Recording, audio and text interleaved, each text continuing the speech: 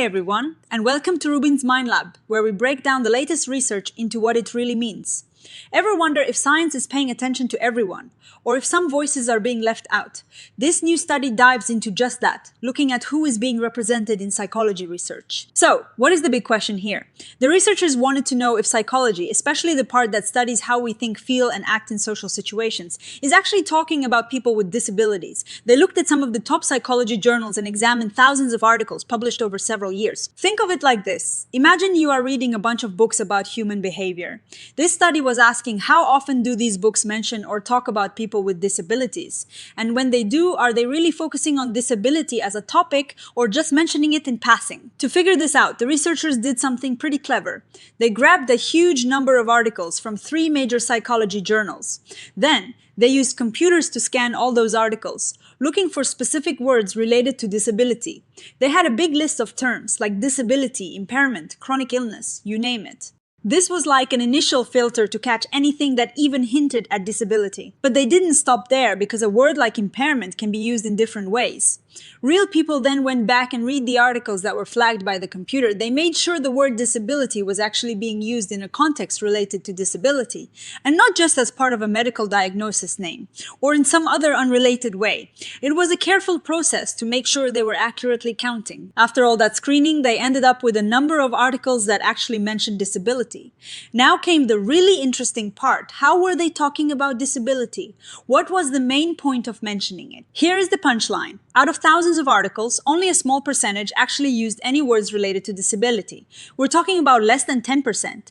And of those that mentioned disability, a tiny fraction actually made disability the main focus of their research. That means out of thousands of studies looking at human behavior and personality, only 3 were really digging into what it means to be disabled. That is pretty striking, right? So, what were the other articles doing when they mentioned disability? Often it was used in ways that weren't central to the study.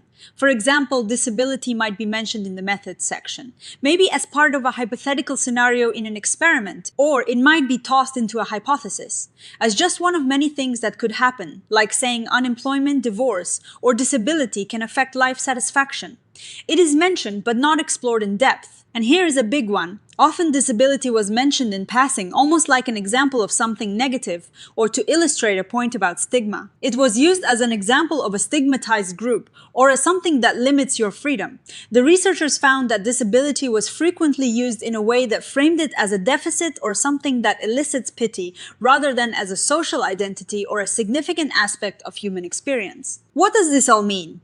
The researchers argue that social and personality psychology is missing a huge piece of the human experience by not focusing more on disability. They say it is an ethical issue, and it limits the generalizability of their findings because they're not including or understanding a large part of the population. When disability isn't included or is included in a way that perpetuates stereotypes, it sends a message to disabled researchers that their experiences and their work might not be valued. This can discourage them from pursuing careers in science. They also worry that this can lead to unfair decisions about careers and promotions for disabled academics. Now, the researchers are upfront about what this study can do. They looked at a specific time frame and specific journals. So there might be disability research happening elsewhere. Also, their broad search for disability terms might have missed some nuances. They suggest that future research could look more closely at specific diagnoses and how they are framed. So, what should happen next? The authors have some clear recommendations. They encourage researchers to actively include disability in their work, perhaps by studying ableism as seriously as other isms. They suggest measuring disability more often as a demographic variable to improve the generalizability of findings, and to be more thoughtful when using exclusion criteria in studies. They also urge researchers to consider different ways of looking at disability, not just as a deficit, but from strength-based or social models. And when using terms, they say to avoid outdated or negative language, and to interrogate the use of disability as a manipulation tool in experiment. In the end, this study is a wake-up call. It shows that while disability is part of the human condition, it is not yet a core concern in mainstream social and personality psychology research.